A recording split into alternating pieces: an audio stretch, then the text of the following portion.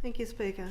Many things in this place I come in here and argue about, and argue strongly because of too long my community has missed out. I always talk about the 30,000 homes with no sewer, schools or services, and it's an awful outcome for a community to contend with. On top of this, we have a community who live with the existing villages, which are about to be filled with developments inside of them, and again, no services. Letters have been fired off from council by countless mayors, and they've led to nothing. Members on both sides, state and federal, have also led to nothing. And while I feel we may have great success with the Picton bypass promise and planned construction, we need schools and other state services. It's time the state plans for the future and not just clean up what we've been left with in the past. Which brings me around to the topic tonight. In Argyle Street, Picton, next to the historic courthouse, there is the police station, Picton Police Station. Underutilised to the point that when I visited with the Premier and we knocked on the door, no one answered. Adjoining the station, there are two additional buildings, closed for many years due to asbestos. One of the most expensive pieces of real estate in Picton sits dormant. This station is merely a stop point for brakes, a stop station for police vehicles that drive through our area from the Central Police Area Command or PAC at Narellan.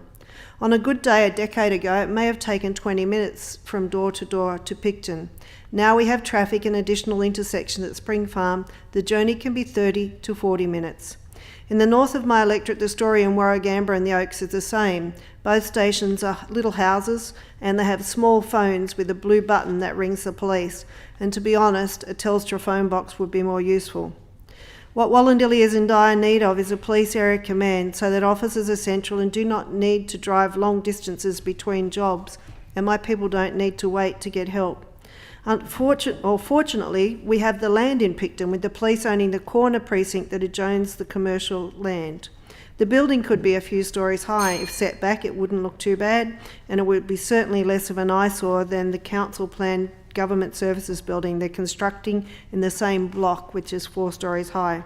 The police block also has access onto Margaret Street and the car park adjoining IGA behind the courthouse. It would be very suitable to house vehicles required for the PAC.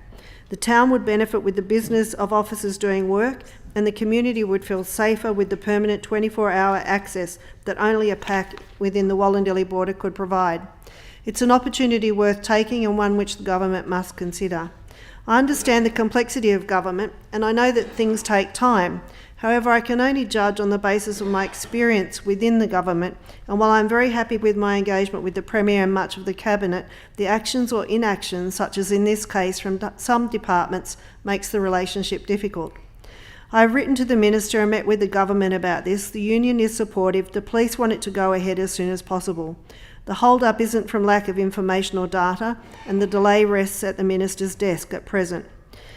I get upset with politicians who are alarmist unnecessarily, and I don't mean to bring alarm to the House or my community when I mention this, but I have to say that my community has needs, and the crimes that are increasing with the amount of development in my area without police have to be the fault of someone. I look forward to the reply and action. I have faith that good people in good places can lead to good things, and it's time for the government to do the right thing in supporting the police, supporting the union, supporting my community by giving Wollondilly its own PAC in Picton. I'm waiting for the information I was promised a couple of months ago.